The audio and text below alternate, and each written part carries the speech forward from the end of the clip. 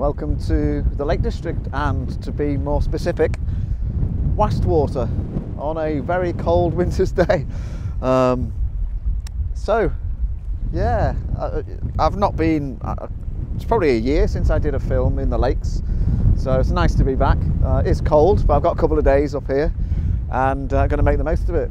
So I've chosen for my first activity to come to Wastwater, and as you can see, it's quite an impressive scene, although the weather's not great, so quite a bit of cloud, but there's a strong wind, and apologies if you can hear that on the microphone, and it is blowing the cloud across, and it's blowing in that direction. So even while I was setting up, some of the cloud moved and a bit of a blue sky appeared, and if I spin you around, bit of sun up there. So what I'm hoping, so we get some sun shining in the end of the valley. The other reason I've come to Wastwater, it was Valentine's Day this week, and my good lady wife was paid for a B&B stay, and Wastwater, when we got married, get the tissues ready, this is a lovely story. When we got married, we didn't have very much money, and we came to the Lake District on our honeymoon and had a few days in different B&Bs. But what money we did have, we were able to buy a print of a Heaton Cooper image of Wastwater. So almost from around this spot, looking in that direction. So, and it was on our wall for about 20 years. So happy Valentine's Day.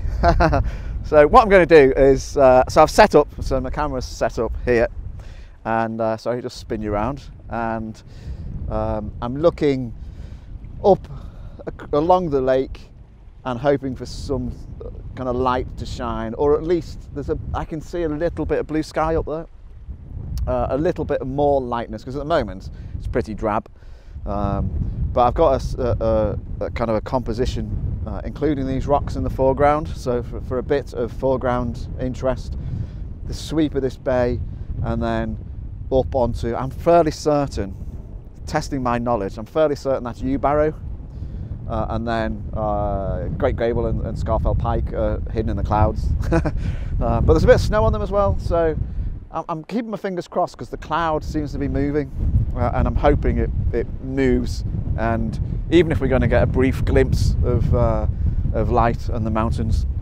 So I'll show you my composition that I'm worked on. God, that wind's a bit bitter. So it does, it is funny, because this composition is almost exactly the print that we had from Heaton Cooper. So I'm hoping that is Yew Barrow. I'm going back into my kind of deep, distant memory of my knowledge of the English lakes, but I'm fairly certain that's Yew Barrow on my rule of thirds, and then Great Gable and Scafell Pike is up here in the clouds. But I've got these rocks in the foreground, and hopefully a sweep round. I have used, sorry, I went the wrong way then with my exposure. I've used hyperfocal calculation, so I'm on f11, and I've used hyperfocal calculation. So I've focused on pre-focused on a spot about 1.8 meters in front of the lens, so I should get a lovely kind of range of focus right up into the mountains, and including these rocks, hopefully. So I'm going to stop there, and then when I come back, hopefully some nice light at the end of the valley, and while I'm not talking to you, I'm going to get my gloves. So, see you soon. Got my gloves, well, one pair of gloves anyway. It's not too cold gloves, I've got a couple of other pairs, so the light is getting gradually better, and the clouds have moved a bit, so since I last spoke to you kind of 10 minutes or so ago in my time, a second ago in your time, I'll show you that way. The sun is a bit brighter, cloud level has raised, and I'm going to take some images because the cloud has raised a little bit, so I'm hoping that's a sign of things to come is going to get better. But while it's not perfect, I could create something. So I'll talk you through the process. I've got my graduated filter covering the clouds, because the clouds are the much brightest part of the image. There's a bit of blue up there now, so hopefully I can draw some of that blue out in the image. But as I mentioned, I've got these rocks in the foreground, the sweep of the bay, and then the mountains in Wastwater Head. So kind of the end of the lake is Wastwater Head. So I'll brighten up so you can see. So I've got my rule of thirds in operation, but you'll probably hopefully pick up from the back of the camera that there's quite a bright contrast, even with my graduated filter in between those clouds and the mountains. So I'm going to take 2 exposures. I'm going to take one there, so exposing for the darkness of that fell side, and then I'm going to go right into the brightness of the clouds and take one there. Oh, I took 2 then actually, but never mind. And hopefully a combination of that in Lightroom means I get a nice image. Well, I've come up from the water's edge, partly because I started heading up the lake towards the mountains, just for looking for different bays and different rocks and things. But then I spotted this tree, and I thought, if I climb up, so I've come up, kind of walked along the road, so it's not far, but I scrambled up some of the rocks and thought, if I could get a composition with that tree and the end of the, so I'll show you, so there's the tree, and then end of the lake, and I've tried a panorama, and I'll process it. The challenge is, for the panorama, there's nothing going on in the middle. So there's the tree at one end, and then obviously the mountains at the other end, but in between that big gap there's no interest. So it's an image with 2 ends and no middle, so I can't get a composition. I thought from down at the road that I might be able to get behind the tree and shoot that way, but I can't. If I was up there, I can just get the tops of the tree, and it just looks like branches sticking out. So it doesn't always work out, but it's probably a good rule for a panorama, that there needs to be interest right across the image.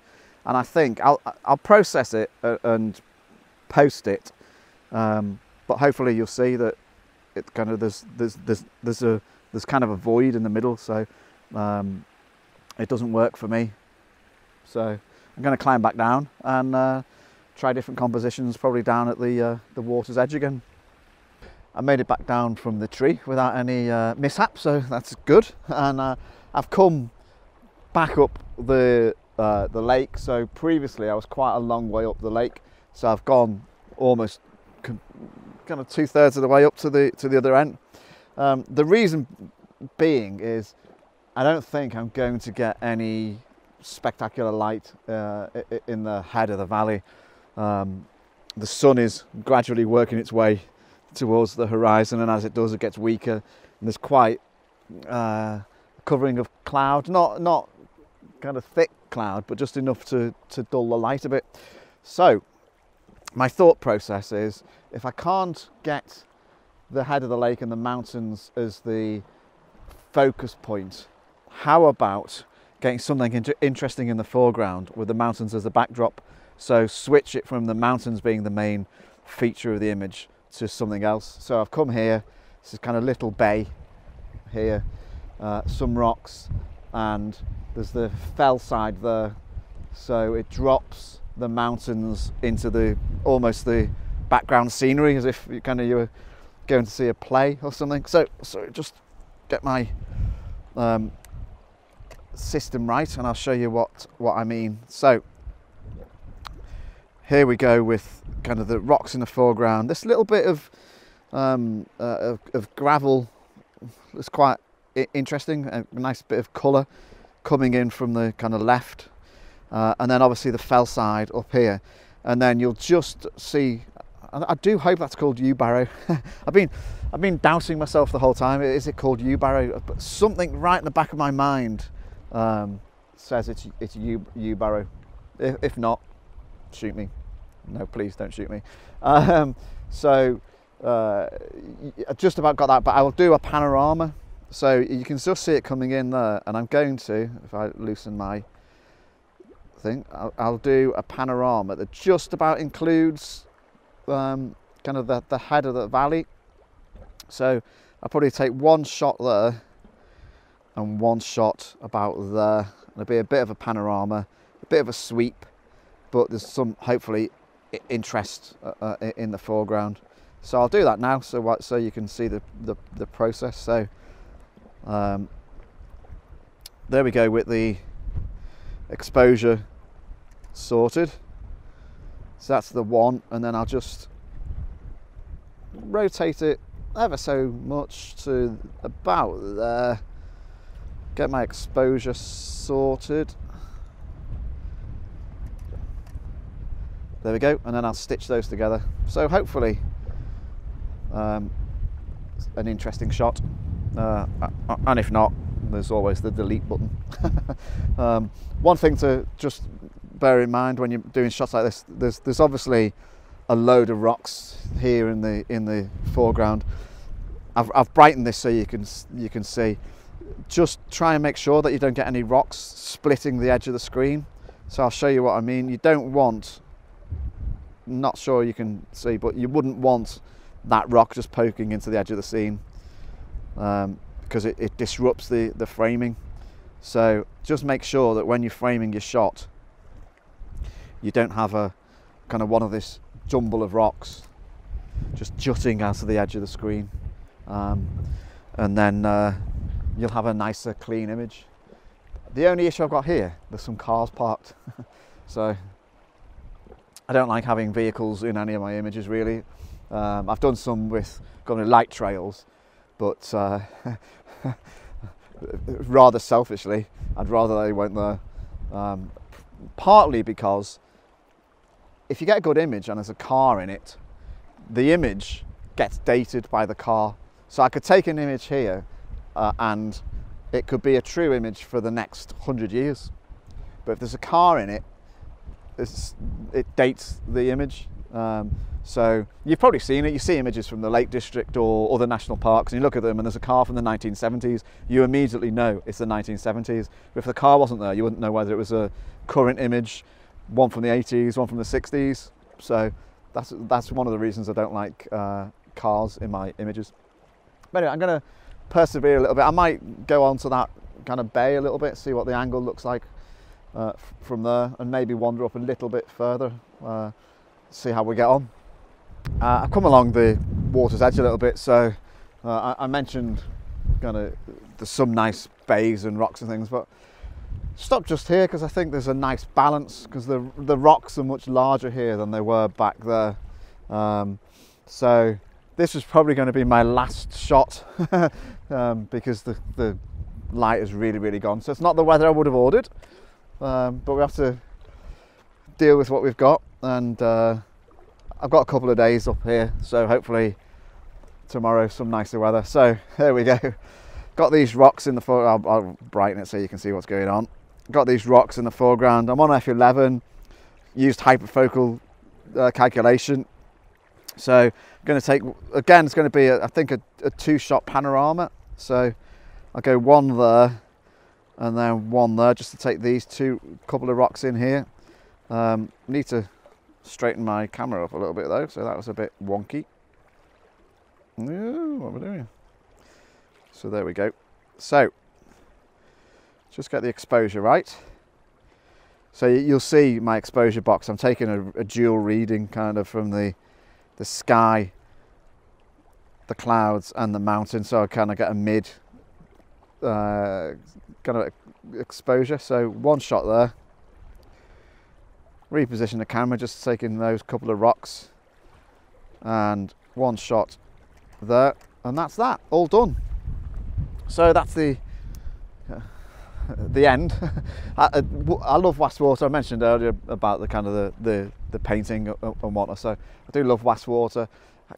Always feels a bit of kind of like the lake that's the most wild in the Lake District. It feels kind of the bleakest sometimes, but hopefully I got some decent images. Won't know until I get onto the computer. So hope you enjoyed the trip to Wastwater, and keep an eye out for the next film. So I might make 1 or 2 tomorrow, I don't know, depends on what happens with the weather. And look forward to your comments and thumbs up and all that type of stuff, and I'll see you next time. Cheers, bye.